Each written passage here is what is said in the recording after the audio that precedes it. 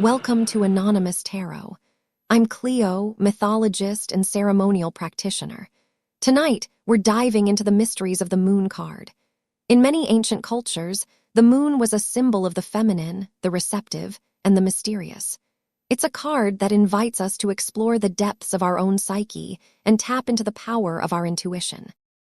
I love how the moon card can evoke this sense of uncertainty and unease, like standing at the edge of a vast, dark ocean. It's a reminder that we are not always in control, and that the unknown can be both terrifying and alluring. The moon card is also associated with illusion and deception, where what appears on the surface may not be entirely true. This can be a powerful reminder to trust our instincts and not rely solely on external validation. I think that's where the idea of the dark night of the soul comes in, a period of intense introspection and questioning, where we are forced to confront our deepest fears and desires. In many ways, the moon card is a call to listen to our inner guidance, to trust our intuition, and follow the whispers of our heart. It's a reminder that we have the power to navigate our own inner landscape.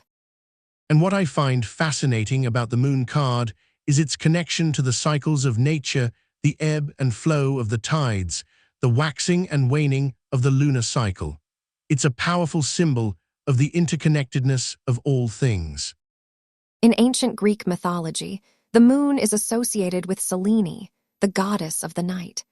Selene was said to have fallen in love with Endymion, a mortal, and was granted eternal youth and immortality in exchange for her eternal love. The moon's power is also linked to the idea of the subconscious, where dreams and the unknown reside. This is reflected in the myth of Selene, who is said to ride across the sky each night, illuminating the darkness and bringing forth the tides. The moon's symbolism also includes the idea of illusion and deception, as seen in the myth of the moon's daughter, Arcas. According to legend, Arcas was the son of Selene and Zeus, but was killed by his own father, who was tricked by the god's transformation into a bear. This aspect of the moon's mythology speaks to the idea that our perceptions of reality are not always fixed or certain. The moon's phases can represent the ebbs and flows of our own lives, where the darkness and light are intertwined. The moon's connection to the goddesses of the night also highlights the importance of feminine power and the cycles of nature. Selene's eternal love and loyalty serve as a model for the enduring bonds between the divine and human realms. And yet, the moon's mystique also invites us to explore the unknown, to venture into the shadows where our deepest fears and desires reside. This is the realm of the unconscious, where the moon's silvery light beckons us to embark on a journey into the depths of our own souls. In the dream, the moon's silvery light casts an otherworldly glow, inviting us to surrender to the mysteries of the subconscious. We're in the realm of the oniric, where the rational and irrational blend. The moon's dream state is a portal to the collective unconscious, where archetypes and symbols from our psyche reside. For me, the moon's dream state feels like a doorway to the depths of our own souls.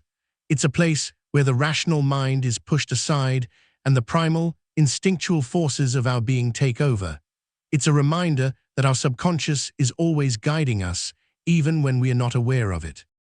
In many ancient cultures, the moon was associated with the goddess, a symbol of femininity, intuition, and the mysteries of birth and death. Her dream state is a time of heightened sensitivity, where the veil between the worlds is at its thinnest. We're invited to tap into this receptive, nurturing energy.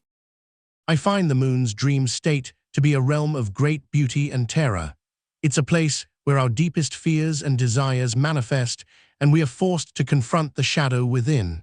But it's also a place of great wisdom, where the unconscious can reveal hidden truths and insights. The moon's dream state is also a time of great illusion, where the boundaries between reality and fantasy blur. It's a reminder that our perception of reality is filtered through our own subjective lens, and that we must learn to navigate the complexities of our own psyche. For me, the moon's dream state feels like a call to trust our instincts, to listen to the whispers of our own hearts. It's a reminder that the wisdom we seek is within us, waiting to be tapped into. We just need to learn to listen to the language of our own soul. The moon represents the mysteries of the unconscious, the unseen forces that shape our lives. It's a reminder that our perceptions can be distorted and that the truth is often hidden beneath the surface. How do you think this card can relate to human experience? For me, the moon is about the unknown territories of the human psyche. It's the part of us that's not always accessible to conscious awareness, yet it's the source of our deepest fears and desires. Can we really trust our rational minds when it comes to navigating the complexities of our own subconscious? I think this card also speaks to the idea of illusion and deception. We often try to create a sense of control and order in our lives, but the moon suggests that there's always more going on beneath the surface than we can see. How do you think we can reconcile our desire for control with the reality of uncertainty?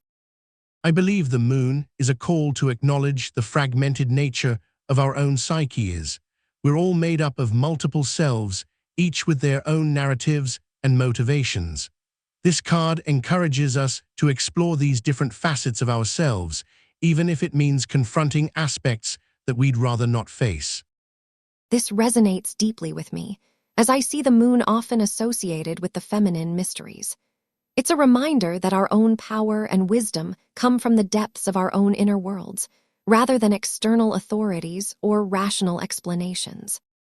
Yes, the feminine mysteries are a powerful aspect of the moon, but for me, it's also about the darker, more shadowy aspects of human nature. The moon invites us to explore these repressed parts of ourselves, to acknowledge the parts we'd rather not face, and to integrate them into our whole selves. The moon represents the subconscious, the unknown, and the cyclical nature of life. It asks us to confront the shadows within ourselves, to explore the mysteries of the psyche. For me, the moon is about the blurred lines between reality and illusion. It's a reminder that our perceptions are filtered through our individual experiences and biases. In ceremonial traditions, the moon is often associated with the goddess, who embodies the receptive, nurturing aspects of the divine feminine. She is the one who weaves the web of life, connecting us to the mysteries of the universe. But the moon can also be a card of illusion, of deception. It can represent the ways in which our perceptions are shaped by external forces, by societal norms and expectations. In its cyclical nature, the moon reminds us that life is a spiral, not a linear progression. We must learn to navigate the twists and turns, to trust in the ebb and flow of the tides. For me, the moon is a call to explore the depths of our own psyche, to confront the parts of ourselves that we may have been afraid to face. It's a reminder that true transformation begins with self-awareness. The Carry, also known as La Fuite, represents the act of escaping, fleeing from a situation, or abandoning one's fears. In the context of the moon card, it suggests that we may be avoiding the truth or the unknown, rather than facing it head-on. I find it interesting that the carry is a very active, dynamic gesture. It implies a sense of agency and control, but also a sense of leaving something behind. Is it possible that we are using the carry as a way to escape our own emotional baggage? I think that's a great point, Billy. The Carry can also be seen as a way of surrendering to the unknown, rather than trying to control it. In ancient cultures, this gesture was often associated with the goddess Isis, who was known for her ability to navigate the unknown and protect her loved ones. That's a beautiful connection to make, Cleo. The idea of surrendering to the unknown can be really powerful, especially when we are facing uncertainty or fear.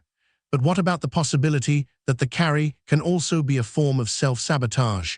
Are we using it as a way to avoid our own desires or needs? I think that's a valid concern, Billy.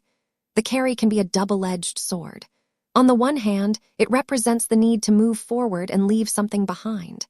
On the other hand, it can also be a way of avoiding our own desires or needs. It's a reminder to be mindful of our motivations and to not let our fears hold us back. I love that, Cleo. It's a great reminder to stay present and focused on our intentions. The carry may be a call to action, but it's also a reminder to be aware of our own emotional landscape and to make sure we are not leaving anything behind that's holding us back.